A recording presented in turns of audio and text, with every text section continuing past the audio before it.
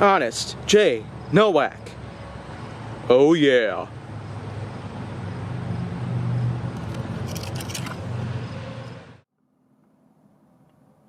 A pleasure to meet y'all at last, and welcome back to HJN. And now I'd like to simply get into this point here because this one has been one that I've been wanting to do for a while. I've been getting tons of other requests here and there, but let's just keep on going here with what I got here in the meantime. So, what I'm going to be talking about here is rarities. Now, I'm mostly speaking about rarities because there are, in fact, tons of graphs or posters or sheets out there that happen to depict the different levels of rarity. Like if they're uncommon or common. I feel like I just had that flipped around there. So it starts with common, then uncommon, then rare, very rare, epic, legendary. Now, it tends to go in a baseline like that, but depending on what game you play, depending on what kind of legend you seem to have that tends to correspond with different levels of rarity from the lowest to the highest, it just seems to be quite a phenomenon that we tend to get around here throughout Earth's history. Because it does go to show that no matter what kind of treasure we happen to go for in terms of mining, or for whatever kinds of elements that we happen to find on planet Earth or even outside of planet Earth within the galaxy, or even the rest of the universe, we do happen to find whatever we can, but it just seems to be the fact that there's been tons of different things going around.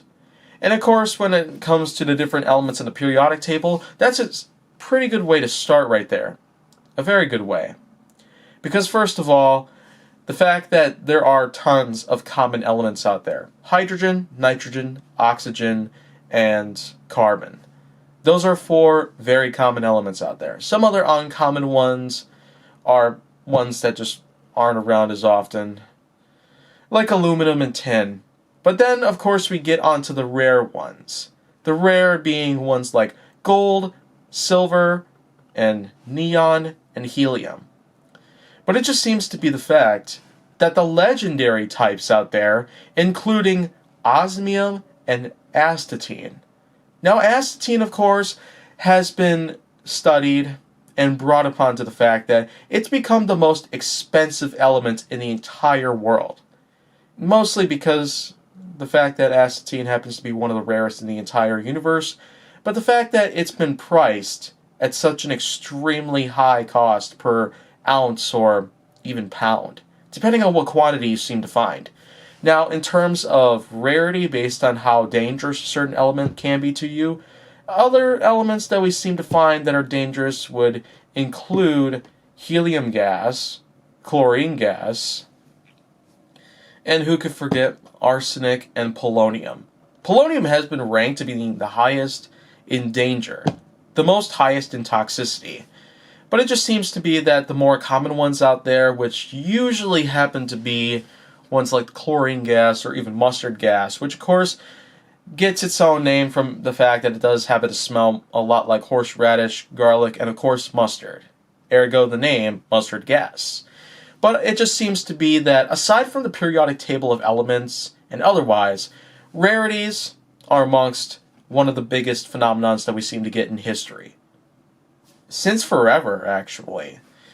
And, of course, a much better way to simply put it together would be to have rarities of different cars. Now, the common ones out there that we seem to get would include cars made by Ford, Chevrolet, Nissan, and Toyota. The uncommon ones would include cars that would be made by companies like Citroën, Renault, and Ferrari and Lamborghini. The rare ones, of course, happen to get bigger from here on out because we got companies like Plymouth, Mercury, and others out there, Pontiac and Scion and the like. They are becoming rarer and rarer every single year because they have gone defunct at some point or out of business. But it just seems to be that the list keeps going on from here and there. We happen to have a lot bigger ways to simply put it together, but the way I see it, rarities are definitely something to look out for. If you happen to really like scavenging for certain rare items out there in the world, then pretty much knock yourself out at this point. Try and find a way to simply put up its value or whatnot by doing research or anything else in particular, and you might be surprised at what the results would come by, depending on what they are. And of course, if you want to see more, go down to my channel. Make sure that you like, subscribe, comment, follow me on social media, and stay on the Hollywood side.